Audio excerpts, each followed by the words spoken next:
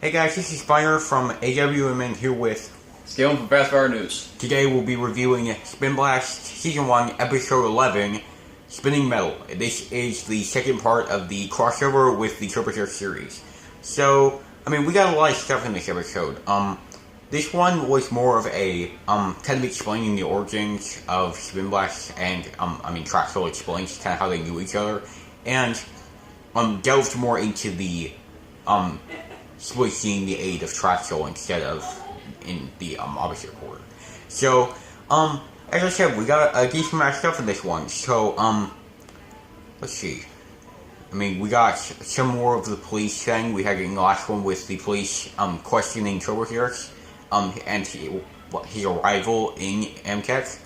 And we also had the flashbacks. The main story was Splink having to do the games to save XL. Just this a little bit. And, little bit also we got with Navis. I'll explain more of that when I get to it. So out of everything that was in this, I'll probably talk about the main story last, similar to what we did with the last review. But, to start off, I think I'll go with, let's see. I think I'll talk about the police thing a little bit, because there wasn't a lot of that to this, but I feel like I should probably do that one first. So, I liked it, for one, that we got to continue from where we left off in the last episode of, the crossover part, the first part of the crossover. I liked it that we got to continue where we left off, and kind of that the police, even though Turbocharged was gone, they were still on the lookout for him if he came back, because MTech's got a lot of criminals and gangs and vigilantes coming in right now at this time, so they're kind of on the lookout to just keep any of them out that they can. And I like we got the continuation to that in this, because it would have felt kind of off if they had dropped it in this episode, because they were acting like in the last one that, a lot of the officers, majority of them, were, acting like that Turbocharged was that he could be a bad guy, from what Wayne Dallas has been saying on the news and such in the Turbocharged series. So, it kind of only makes sense that they'd be keeping an eye out for him and that it would continue, because seeing him come back to the city and no police mentioning it or even keeping an eye out for his return seems like it'd be a little off. And, I'm kind of glad that we got the continuation to that. So yeah, that was interesting to get to see, and I also had forgot originally that Jace had been in the police, so I was kind of wondering what was going to happen with him as well. But yeah, so I was glad we got the continuation to that, and I thought it was interesting to get to see kind of where they were going to go, what the police were going to do with it. So yeah, I like also one thing I wanted to mention as well that came to mind. I also liked the fact that Genesis is kind of like Polygon in the Turbocharged series, where he's kind of the leading officer in the series, as in the most well-known officer, and I kind of like it in the fact that he's on Turbocharged's side and kind of is still questioning what Wayne Dallas has been telling everyone. I kind of like it that we have both the officers kind of on the side of the heroes right now. I feel like it's pretty cool. But well, I'm not sure what you're talking about Spinblast, because Officer didn't stay on his side. Right. not Splink's side. He's not on Splink's side right now. But I'm sure it will be at some point. Surely. But we'll see. This is Spinblast. I don't know what to expect. But yeah, so I kind of like it, to rephrase that statement, I kind of like it that both of the police officers are still kind of questioning what Wayne Dallas has been telling everyone about the Turbocharged lately. So yeah, anyways, yeah, Zenz's thing makes a little more sense that Zenz probably isn't really suspecting Spinblast to be a good guy, though, because if you think about it, he hasn't really done anything obvious that anybody would be able to see him as a good guy. That's true. Turbocharged was saving the city before, so people had reason to kind of question why he'd suddenly make this change, but Spinblast basically just arrived and people just see him doing these bad things. He was just there, and they hadn't really seen him actually do any kind of heroic acts, so... And, Terraces made him look bad, as remember when he frightened him in that episode, so I think he's back right now, and now Vortide made it look like he got attacked by Spinblast, so... Yeah, so we're not quite on the level of the police trusting yet. But But as I said, we'll see what happens. But yeah, that was pretty interesting. I thought, as I said, I thought it was interesting. We got the continuation to that, and I also liked the bit, at least the idea we got with Census that he's doubting the kind of questioning the whole Turbogears aspect. But yeah, so I thought that was pretty good in this episode of the crossover. Glad to see it continue. So anyways, we have I'm not going to move into flashbacks yet. I'll probably talk about that before I talk about the main story, so I'm going to go ahead and move on to Navis. We got actually a really interesting a really interesting side of story, I'm going to say. A really interesting side of story to this part of the crossover with Navis that I really didn't expect. I was actually really surprised by the outcome of it, and I was actually just really surprised at what we got, period. I didn't really think the crossover was going to contain any really kind of main big parts of the show, and this kind of was a big game changer for the series on Navis' part and for Empire Tech. So we had kind of at the start, Navis had already realized what had happened with the Lightworks incident, and so he was kind of let me think of the word. He was kind of basically, I think he was he was always acting a little bit nervous around Anarcho, and I mean, you can totally get that because of he knew that Anarcho had sent them in to basically kill Mr. Milo, and Anarcho had done that by his own orders. So, I mean, you can kind of see why Navis would start being kind of where he's getting nervous and such around Anarcho because of that, and the turn that he's making for the company. So yeah.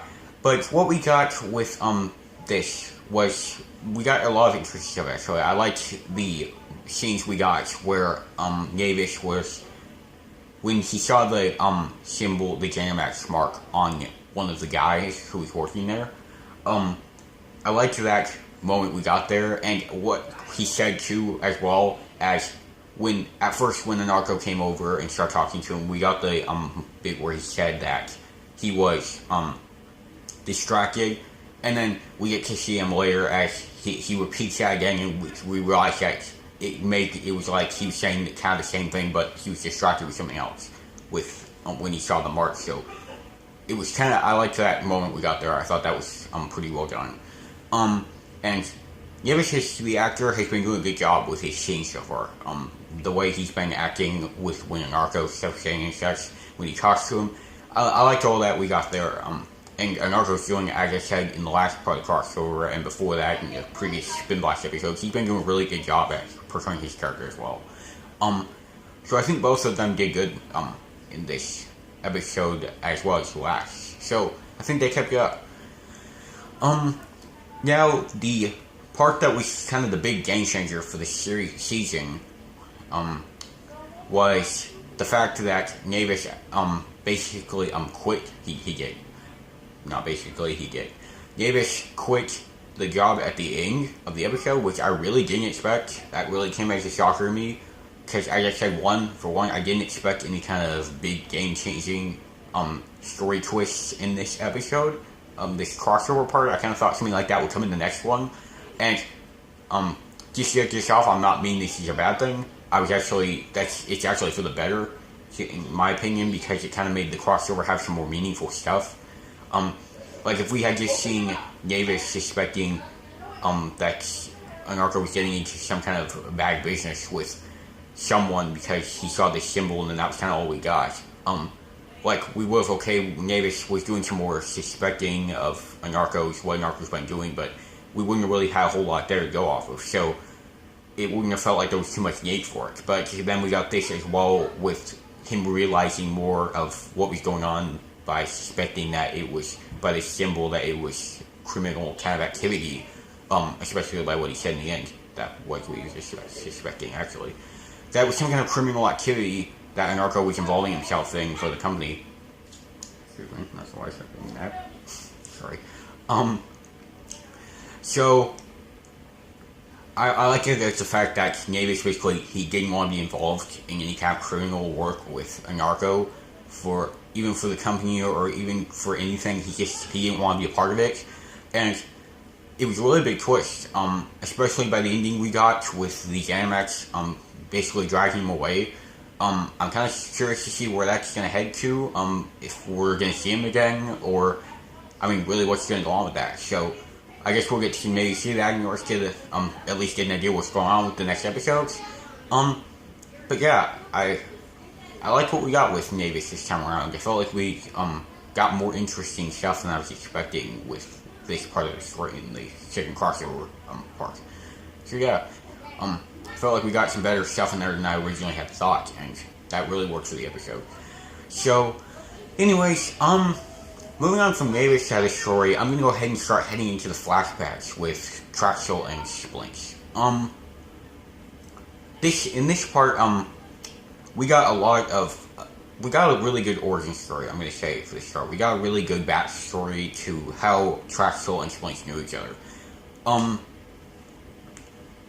We can, since this, well, yeah, this didn't start off with Traxel, so I'm going to say a little bit about the Splinks part first. Well, first we learn that, I mean, by the episode we had an idea that they were going to be after something Traxel was creating at Lightworks when he worked there, and in past years he had worked there. We knew that they were going to be after something he was making, or obviously Traxel wouldn't have any involvement.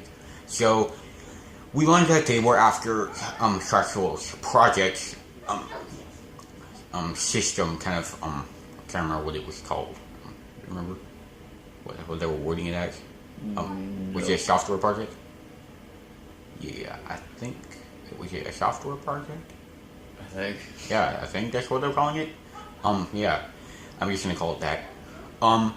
So we learned that they were after Traxel's software project, so that they could actually get into the Lightworks building and take some of their technology and such. So we actually had the reason why they were gonna need Traxel, and it kind of made sense that it wasn't that they used what's his name, Calvic as a kind of a reason for Traxel to get it for them. And Calvic? I thought it was Calder. Calder, right? I'm getting mixed up with Colvic. That's what I was thinking. Yeah, so not Colvic, Calder. We got to see. I'm glad that they got to use. I'm losing myself. Okay, well, let me process what I'm trying to say here. We got to see them use Calder as kind of a reason for Traxel to go get it for them instead of just getting Calder to get it for them, because it wouldn't make as much sense for Calder to go get it, or them to get Traxel and Calder to get the project for them. That would be more people, which I think they wanted a little involvement with them if they could. So, we got to see them kind of use him as a way for Traxel, a reason for Traxel to go get it for them, kind of as a threat. So, I mean, it made more sense that they went to get Traxel, and it's good we had a reason to, that separation there. It says Traxel had a reason. For one, Traxel was the one who made the project in the first place, and so he would know more about it anyways. So we had it's good just to say we had a reason there for more of an idea of why they would choose Traxel over Calder. So yeah, it's not a whole lot, but I just thought it was pretty good the reason for that. Anyways, so we had actually quite a bit, as I said, we had quite a bit to these flashbacks in this episode. We got to see, Splinks more, as, I had my word there and I lost it. Splinks, involvement with the gang in the Animax. And once again, I'm gonna say I really liked what all the actors did in this. The parts we got with the gang, because they all still kept their different personalities in their characters. Because one big problem that could happen was that, which hasn't actually happened, which one, has surprised me, and two, I've been happy to see, that they haven't been, like, they could all be the same, basically. I mean, we could have the tougher guy with the deeper voice still kind of acting like one of the other guys, and then we just have a group of all the same guys, and that wouldn't have been very great. So But what they've done with the gang in so far throughout the entire season so far, which has surprised me, that all the actors and everyone involved with the gang has managed to keep all the characters with their own personalities and to stay with them. And I mean, because one thing you can always tell them apart. You can always tell kind of who's talking when they are. You can tell Vantage and Splinks and Cyril and what was the tough guy's name? The like kind of Mark, I believe. Yeah, I can't remember his name. And Marek. And Inigo, who's the guy who hacks stuff. Yes, Inigo. And Inigo. And Terrace technically. Terrace was too. the guy who framed Splints. Yeah, and Terrace too. But yeah, as I was saying, you can tell the difference to the characters just by the way they talk and the way they act and stuff, and I thought that's really been something that's kept up with this, the actors and everybody involved. It's been something they managed to do good with, and I was really surprised that they've managed to keep it up this far, and I hope that they can continue it throughout the rest of the show, because it's been making the Zenimax a whole lot more interesting in the show. But, anyways, moving back on to the flashbacks themselves, I'm gonna move on to get a little bit of Traxel side. Alright, well, what we got of Traxel's side from the beginning, I thought was pretty good. I thought the interaction between him and Kowser, I thought was pretty good. I mentioned this to the guy who was sitting next to me watching at the time, that I thought that they made it actually really sound like a real kind of business thing. So I thought they did a pretty good job with that for one. I thought I was really impressed by it. And I liked the brief bit we got with Kowser and Traxel. I only have one problem now that I actually came up with that I'm kind of disappointed with regarding Traxel and Kowser. I would have liked to see some kind of sad moment or dramatic moment at the end with maybe Traxel hesitating, acting like maybe he wanted to contact Kowser before showing him leave Amtech City. I think that the fact that we didn't get to see him leave Amtech, and kind of basically what happened with that was kind of a little bit of a missed opportunity, from Traxel's side, I would say. Because I really do kind of wish we'd gotten to see some kind of moment with that, to end it. Somebody's knocking. Hold on. This should just be on. Can I count?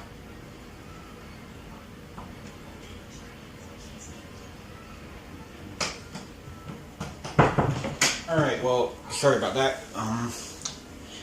We have to split this review. Yeah, probably so. Alright, well, let me finish. Go ahead and finish this real quick. From Traxel's side, I liked, as I said, I liked what we got with him and Kowser. I just felt like it was a little bit missed opportunity that we didn't get to see him leave Amtech in the end. And I would like to see some kind of dramatic ending for that, for their relationship. But yeah, I think that they did pretty good with Kowser from what he's been given. He was kind of just mostly put in the crossover to be kind of a, well, he was put in the crossover kind of to serve a purpose, and he could have just been another character. But I think that what they did with him, with his little bit of time that he got, was pretty good. They kind of helped him stand out, and I liked what we got between him and Traxel. So yeah, I liked Traxel. I liked Traxel and Kowser's thing in specific. Now, where are you going with the flashbacks? Probably going to go ahead and move on to when we had Traxel kidnapped and when the game extra Traxel. So we'll probably have to go and stop this. Yeah. Alright, second part.